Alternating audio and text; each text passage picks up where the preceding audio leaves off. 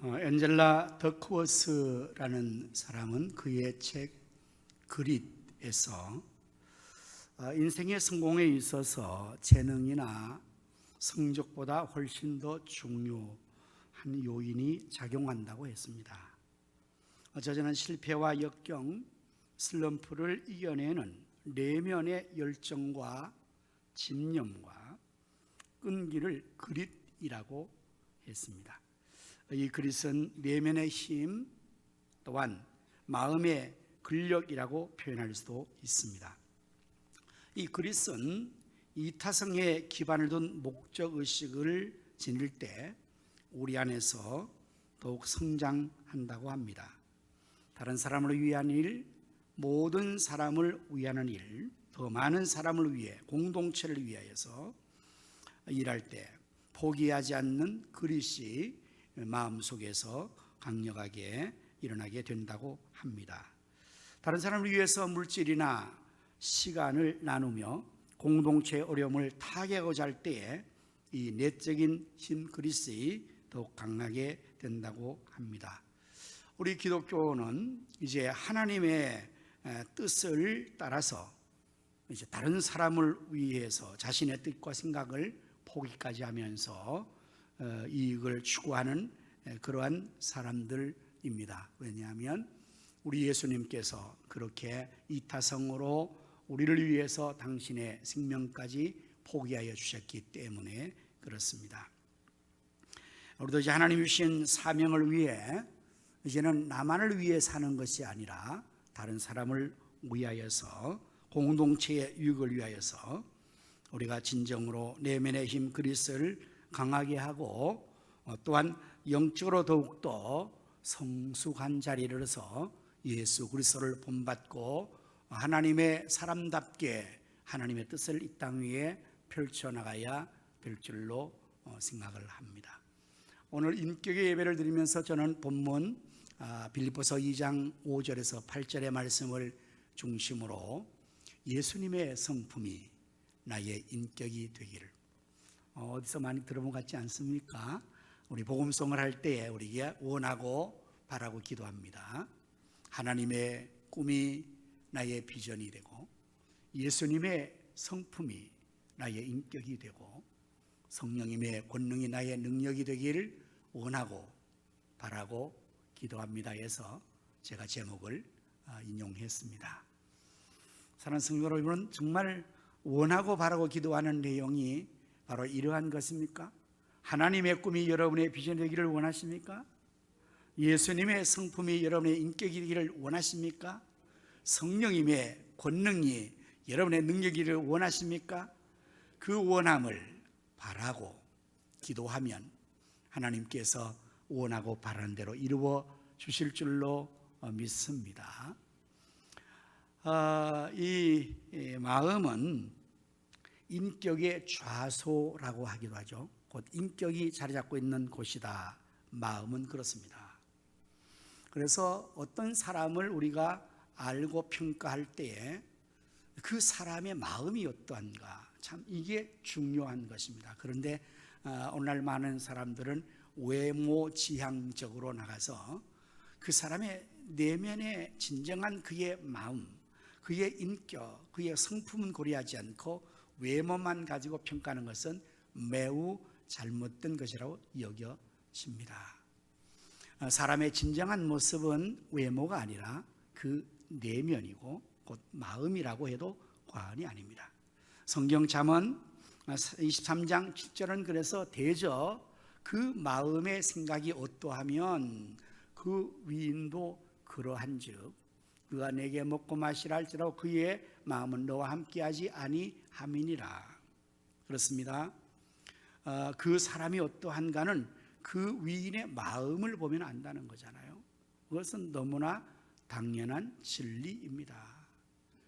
그래서 우리가 정말 우리 마음이 예수님의 그 성품을 나의 인격으로 만들기 위해서 우리는 예수님의 마음을 가져야 합니다.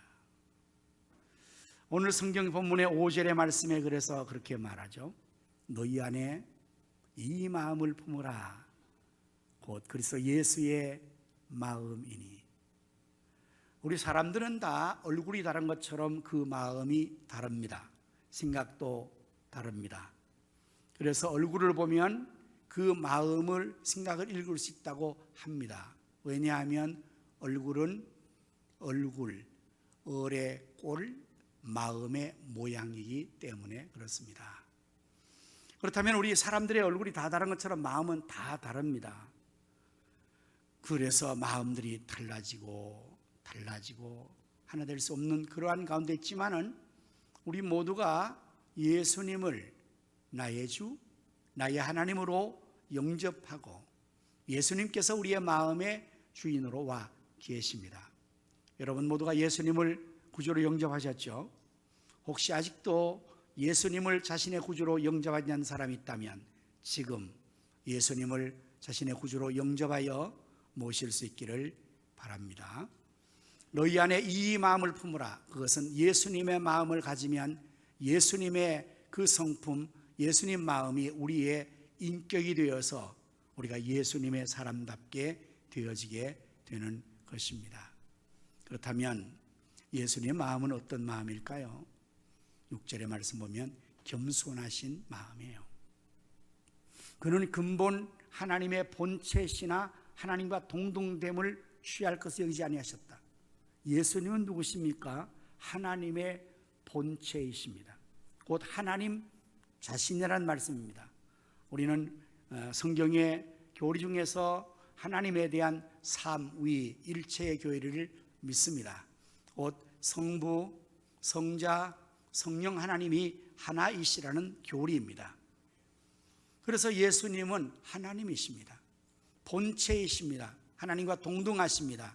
그러한 예수님께서 자신을 낮추신 거예요. 하나님과 동등됨을 취하기 일하니 오히려 자기를 낮추셨어요.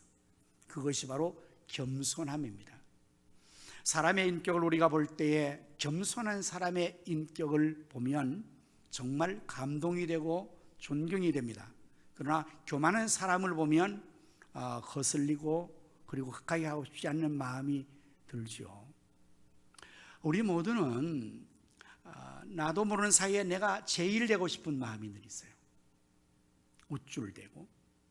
그래서 우리나라의 말 중에서 체하는 게 있다잖아요. 없으면서 있는 채, 모르면서 아는 채, 뭐 이런 것들이 허세를 부리는 것은 내가 남에게 무시당하지 않고 싶어서, 내가 좀 더 나아 보이고 싶어서 교만한 마음들이 우리 모두에게 있습니다. 교만한 자의 마음은 썩 아름다운 인격이라 볼 수가 없죠. 왜냐하면 교만한 사람은 다른 사람을 깔보고 무시합니다. 그리고 다른 사람을 아주 힘들게 만듭니다. 여러분 주변에 혹시 그런 사람이 있는 것을 여러분 보시지 않습니까? 아니면 나 자신도 그럴 수가 있죠. 나도 모르는 사이에 내가 교만해서 다른 사람을 무시하고 깔보고 없이 여기고 괴롭히는 그러한 것들은 정말 그것은 인격이 잘못된 것이고 인격이 나쁜 것이잖아요. 그러나 내가 다른 사람을 낮게 여겨주고 겸손하게 받들어주는 그런 사람들은 정말 인격이 고결하고 고상한 사람이죠. 예수님은 하나님이신데도 불구하고 자신이 하나님이라고 교만하게 우리 위에 군림하지 않으시고 오히려 자기를 낮추시고 겸손하셔서 우리를 섬겨주셨습니다.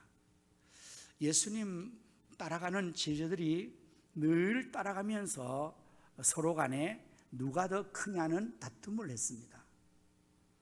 예수님께 그걸 다 알고 계셨습니다. 서로가 누가 더 크냐, 누가 더 크냐, 누가 높은 자리 차지하냐, 막 이런 다툼 속에서 저들이 늘 주님 뒤를 따라가고 있었어요. 예수님께서 너무 그들이 그러한 것이 못마땅하고 잘못되어서 교훈하십니다. 너희 그러지 말아라. 너희 중에 크고 작은 자는 자기를 낮추는 자가 되어야 된다. 섬겨야 된다.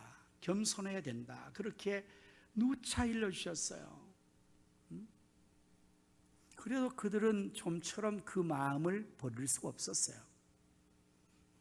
예수님께서 마지막 잡혀 서서 돌아가시는 그 마지막 순간까지 뒤를 따라가면서 제 생각은 딴 데 있었습니다. 누가 더 크냐? 누가 더 높으냐?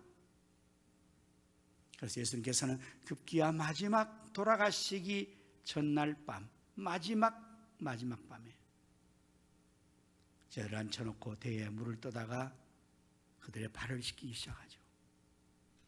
그러한 행위는 유대 사회에서 종들이 하는 거예요. 손님이 오면 그 집에 종들이, 하인들이 문을 떠다가 발을 씻겨주는 그를 하기 때문에 이거 예수님께서 그런 했다는 것은 놀라운 충격이 아닐 수가 없었어요. 베드로는 아주 한마디 거리를 하죠. 아닙니다. 어떻게 선생님이 내 발을 씻깁니까? 안 됩니다. 그때 예수님께서 허락하라고 말씀하시고 그리고 발을 씻겨주시는 거예요. 그리고 나서 마지막에 예수님 말씀하십니다. 내가 주요 선생된 자로서 너희의 발을 씻겼다면 너희가 서로 발을 씻겨주는 것이 당연하지 않냐. 예수님의 마음, 예수님의 성품, 예수님의 인격은 겸손한 거예요. 오늘 우리 모두가 예수님의 성품이 나의 인격이 되기를 정말 원하고 바라고 기도할진대 우리 모두 예수님 마음을 품고 겸손한 자들이 될 수 있기를 바랍니다.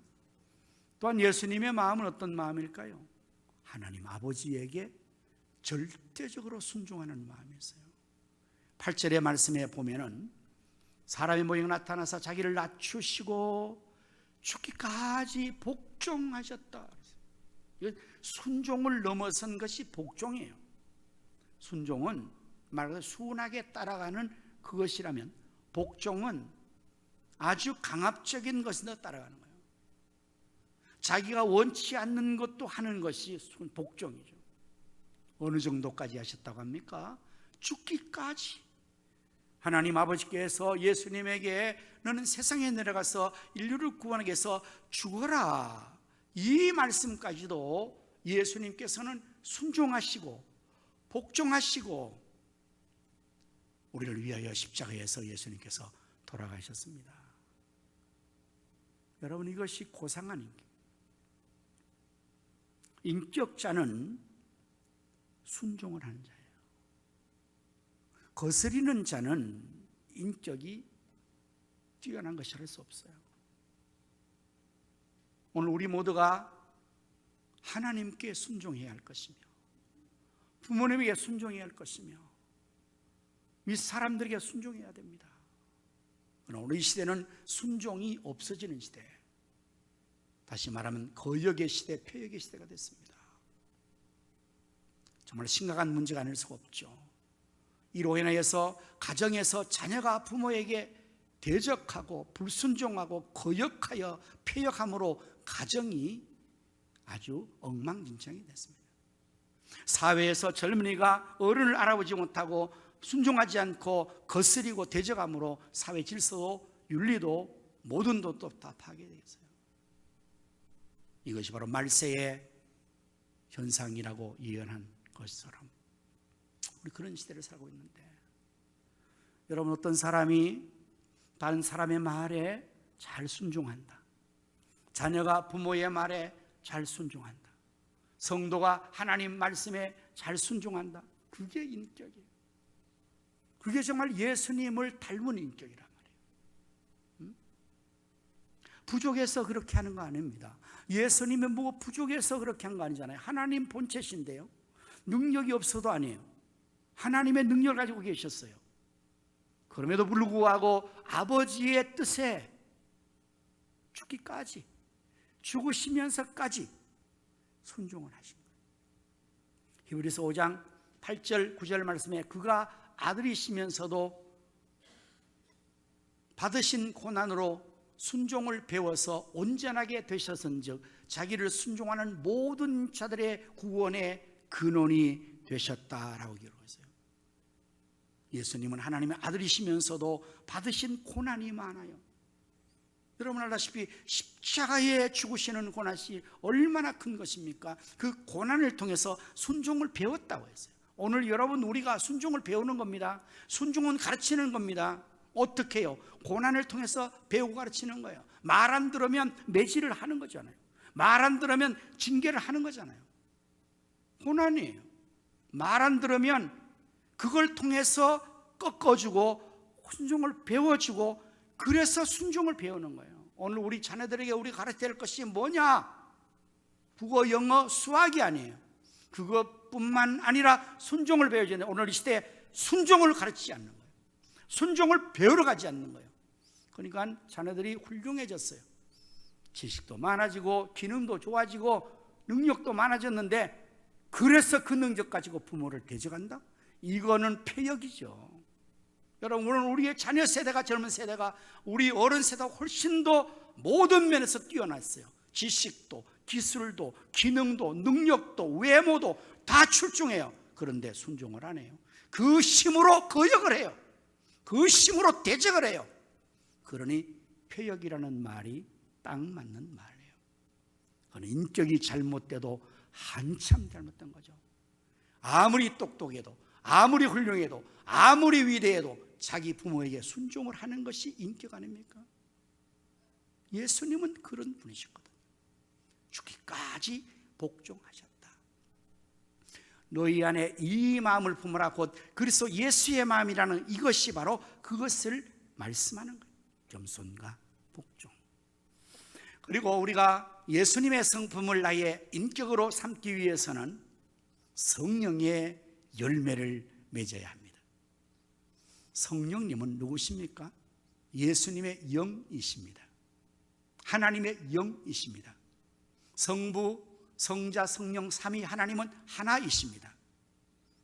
그래서 성령님의 역사하심은 우리를 예수님 믿게 하고 예수님을 닮게 하고 능력을 주셔서 하나님 아버지 뜻을 행하게 하는 그런 기능을 하시는 분이 성령 하나님이십니다. 그래서 성령님의 충만한 내용은 예수님의 인격과 동일합니다.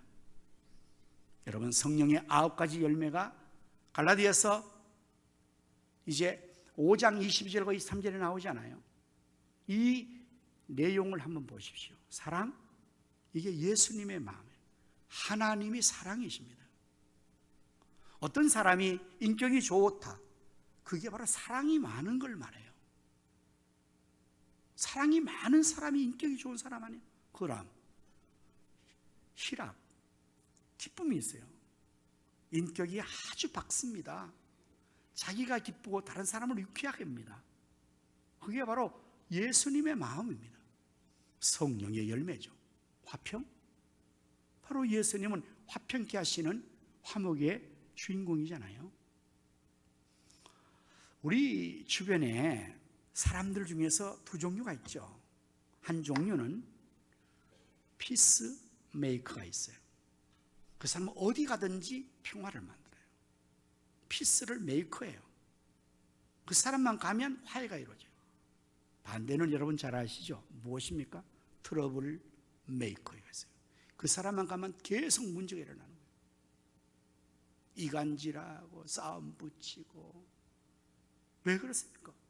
그 사람 인격이 그런 인격이 잘못됐으니까 매사를 부정적으로 비판하고 다른 사람에 대해서 안 좋게 만나고, 여기 가서 이 말하고 저기 가서 이 말해서 싸움이나 붙이고 트러블 일으키는 사람이었어요. 그래서 예수님께서는 팔복을 말씀하실 때 화평케 하는 자는, 피스를 메이크하는 자는 그들이 하나님의 아들이라 일컬음을 받을 것이다. 하나님의 아들 예수님이 피스메이커였습니다. 하나님 원수된 우리를 하나 되게 하시고 평화를 만드신 분이세요. 그러나 여러분, 트러블 메이커는 누굽니까? 마귀 사탄입니다. 사탄은 참소하는 자요, 거짓말하는 자요, 계속 분쟁하게 만드는 자입니다. 그래서 예수님 말씀하십니다. 평화를 만드는 사람은 하나님의 자녀일 것이고, 반대로 분쟁을 일으키는 트러블메이커는 마귀의 자식이죠. 이 화평이 예수님의 성품. 오래 참음, 인격자죠.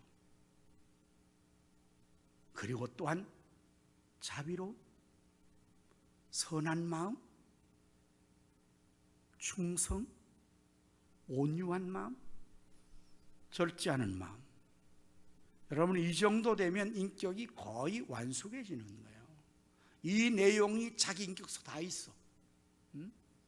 그 사람 보니까 사람 충만해, 희락도 충만해, 화평이 많아, 오래 참아, 자비로워, 선해, 충성스러워, 온유해, 절제를 잘해. 이 정도면 뭐 예수님 같으죠. 예수님 닮은 거죠. 그래서 성령의 충만한 가운데서 성령의 열매를 맺으면 바로 그것이 인격이 돼요. 이 성령의 열매는 내면의 것들을 말하는 거잖아요. 오늘 우리의 마음속에 예수님 마음 있는 사람들은 이게 이루어지는 것입니다.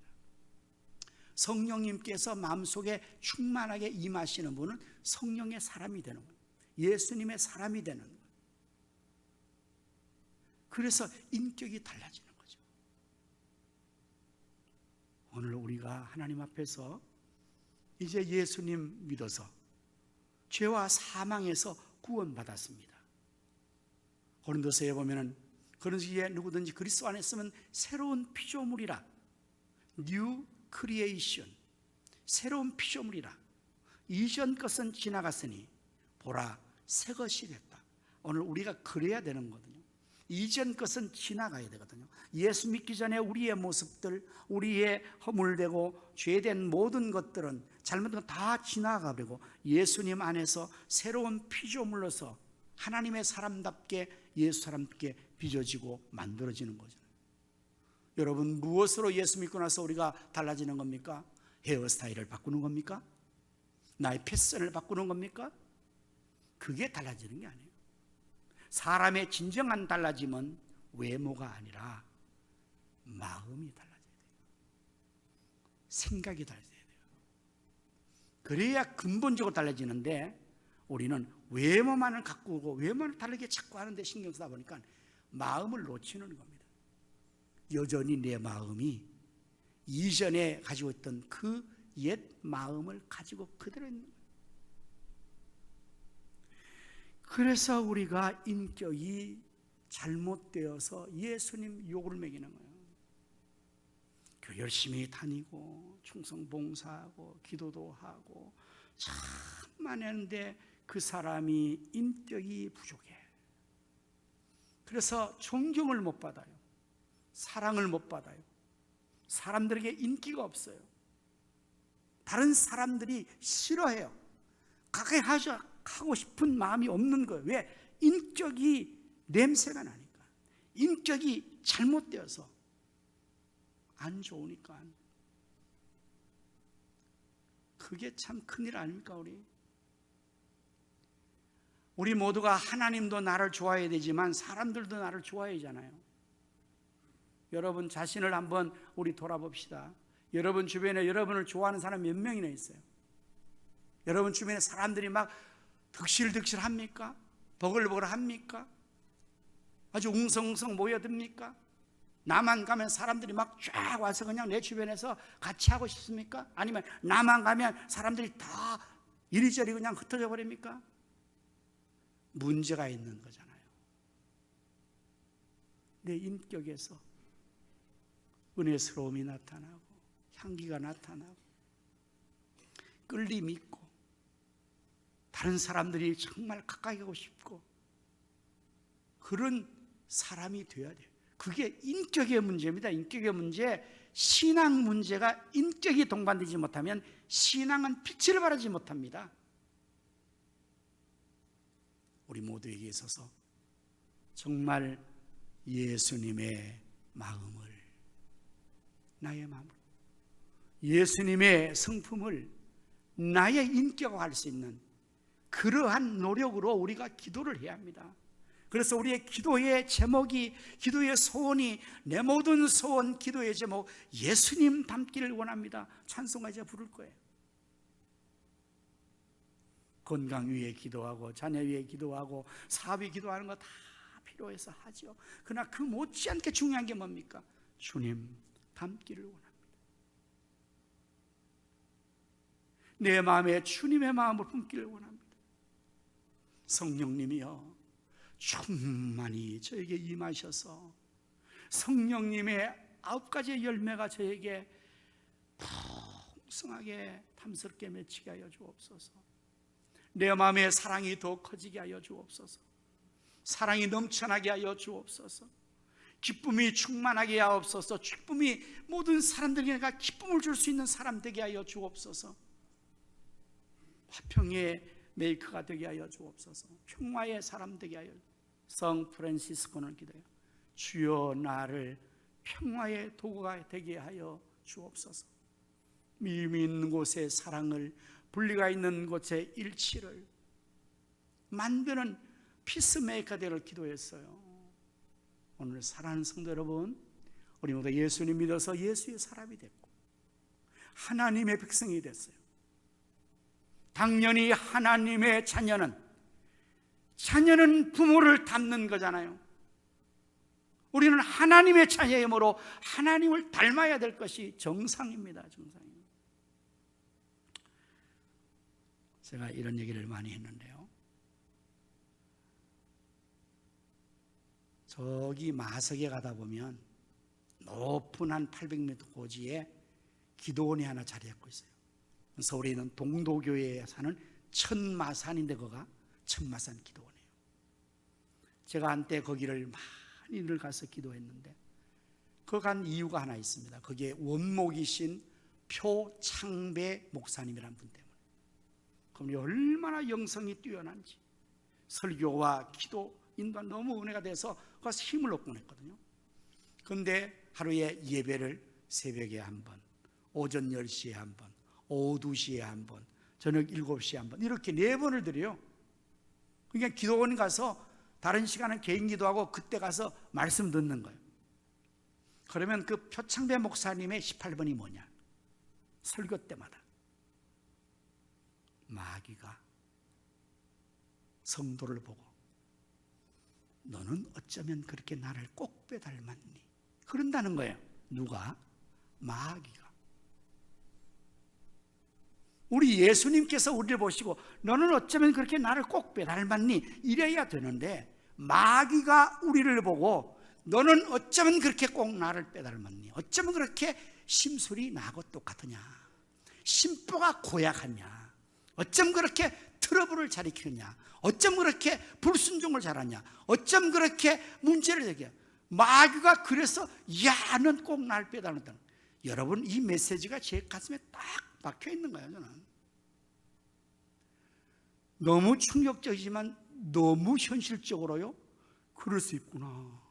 나도 모르게 지금 마귀 짓을 하고 있는 거 아닌가? 지금 마귀가 나를 너무 좋아하는 거 아닌가? 왜?